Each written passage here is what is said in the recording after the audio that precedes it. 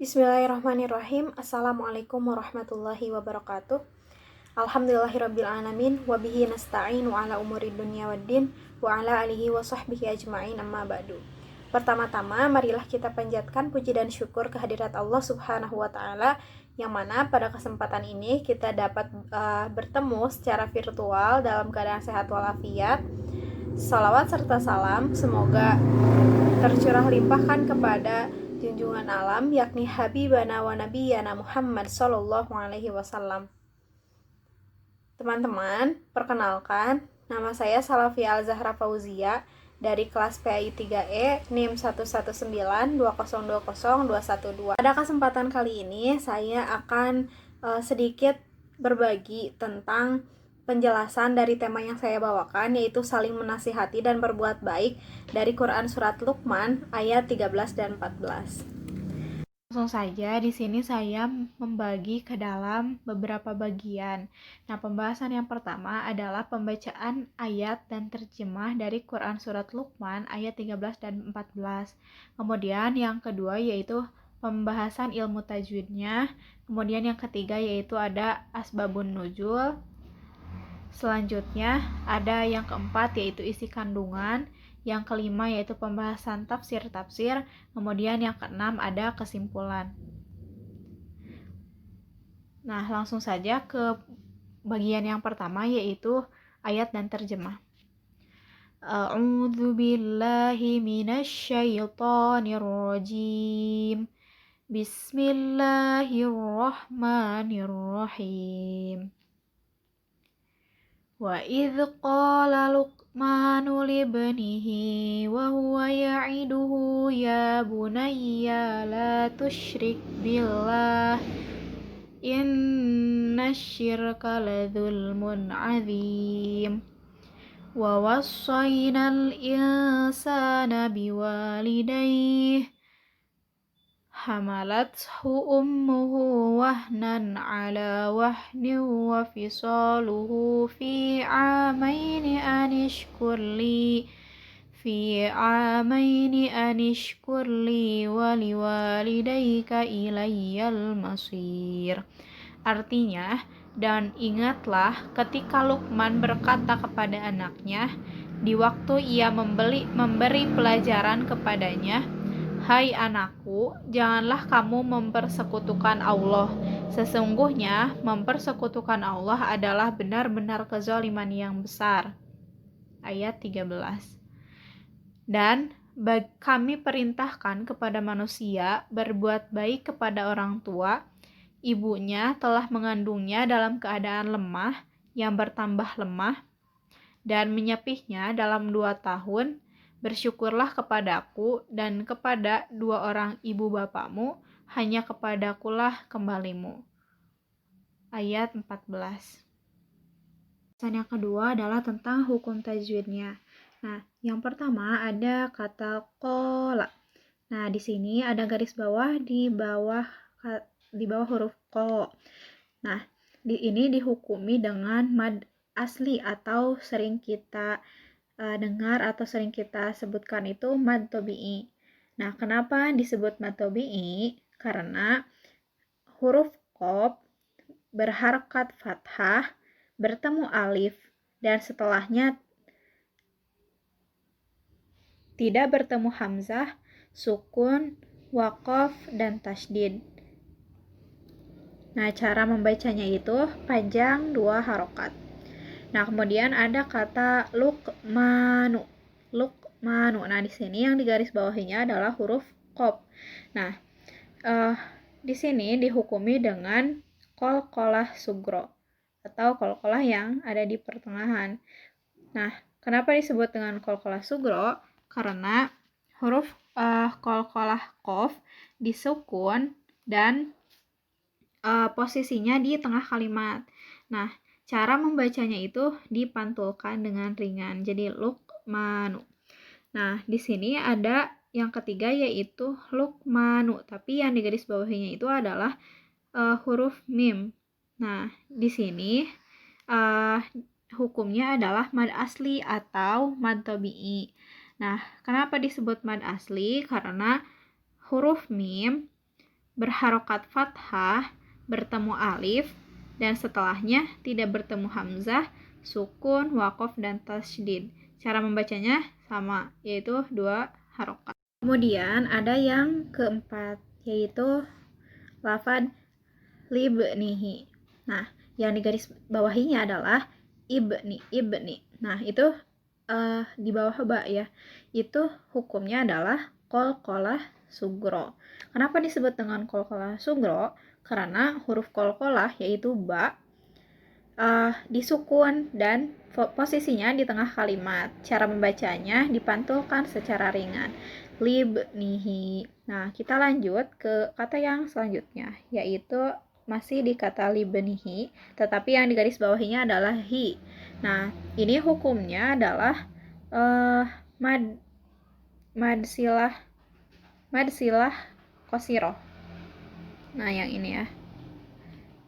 Nah, kenapa disebut dengan madsilah qasiroh? Karena huruf H itu bertemu dengan huruf selain hamzah. Cara membacanya yaitu 2 harokat. Jadi libnihi. Nah, terus selanjutnya yaitu kata ya'iduhu. Nah, di sini yang di garis bawahinya masih dalam lafad hu. Nah, hukumnya adalah sama madsilah qasiroh. Karena huruf H bertemu dengan huruf selain hamzah. Cara membacanya panjang 2 harokat. Ya'iduhu. Nah, kemudian ada kata yang selanjutnya yaitu ya bunayya. Nah, yang di garis bawahinya itu huruf ya. Nah, di sini ada fathah yang berdiri. Ada harokat yang berdiri. Nah, ini hukumnya adalah mad asli atau mad tabi'i. Nah,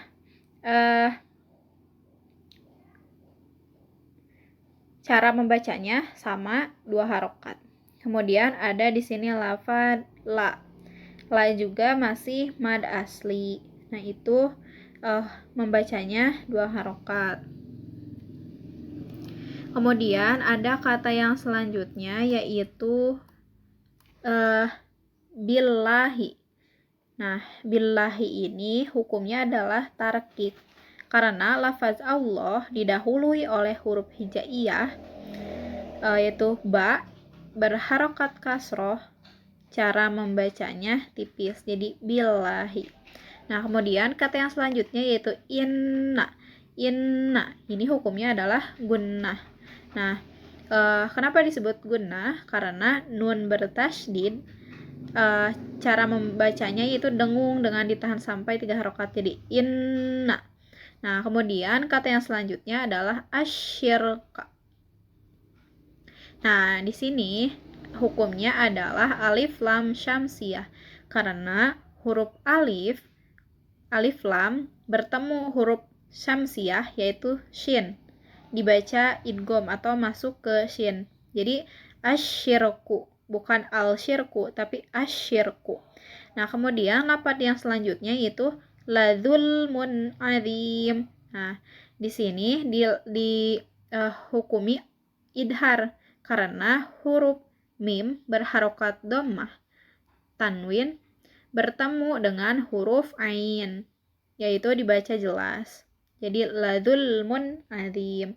Nah, di sini adzimnya hukumnya yaitu mad aridli sukun. Kenapa disebut dengan mad aridli sukun?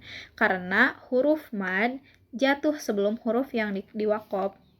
Jadi huruf mim di sini yang diwaqaf. Cara membacanya itu panjang 2 sampai 6 harokat. Kemudian untuk hukum tajwid dan penjelasan dari Quran Surat Luqman ayat ke-14 bisa teman-teman lihat di makalah dan juga PowerPoint, sudah jelas dicantumkan di sana karena waktu yang tidak memungkinkan untuk dibahas semuanya. Kita lanjut ke pembahasan yang selanjutnya yaitu tentang asbabun nuzul. Nah, surat Luqman adalah surat yang turun sebelum Nabi Muhammad SAW hijrah ke Madinah. Nah, semua ayat dari surat Luqman ini adalah ayat-ayatnya Makkiyah. Demikian pendapat mayoritas ulama. Nah, dinamakan surat Luqman karena surat ini mengandung berbagai wasiat dan nasihat yang disampaikan Luqman kepada anaknya. Nah, adapun sebab dari turunnya ayat 13 dan 14 ini, para mufasir berpendapat bahwa ayat ini turun terhadap permasalahan Sa'ad bin Abi Waqqas. Nah, Sa'ad bin Abi Waqqas itu ketika awal memeluk masuk Islam, memeluk agama Islam, kemudian ibunya berkata kepadanya, "Wahai Sa'ad, telah sampai informasi kepadaku bahwa engkau telah condong kepada agama Muhammad.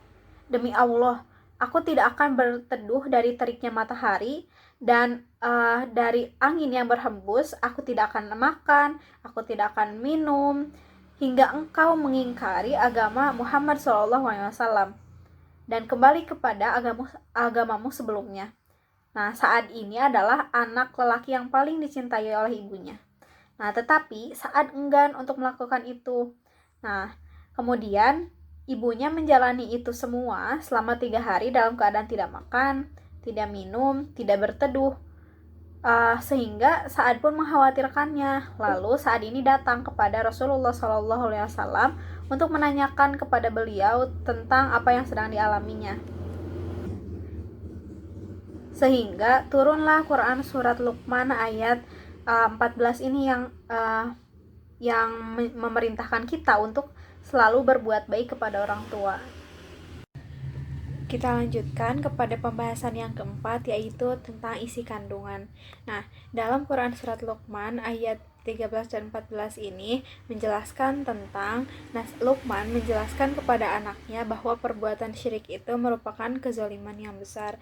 Kemudian di dalam Quran surat Luqman ayat 14-nya juga dijelaskan bahwa kita tidak boleh berdurhaka kepada orang tua karena orang tua itu yang sudah mendidik kita dari kecil sampai sekarang.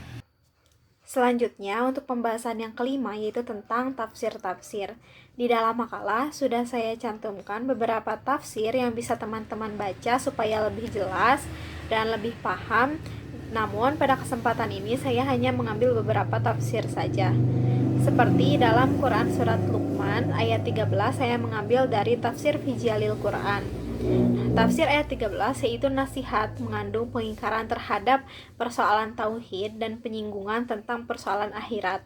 Sesungguhnya nasihat seperti ini tidak menggurui dan tidak mengundang tuduhan, karena orang tua tidak menginginkan bagi anaknya melainkan kebaikan, dan orang tua hanya menjadi. Kemudian untuk Quran surat Luqman ayat 14-nya saya mengambil dari tafsir Al-Muyassar dan tafsir Al-Marogi, di mana kedua tafsir tersebut menjelaskan bahwa pada ayat 14 merupakan perintah supaya berbakti kepada kedua orang tua, terutama kepada ibu, karena ibu yang telah mengandung kita selama 9 bulan dan juga keadaannya semakin melemah. Nah, oleh karena itu, di dalam ayat 14 ini dijelaskan bahwa kita harus berbakti kepada orang tua.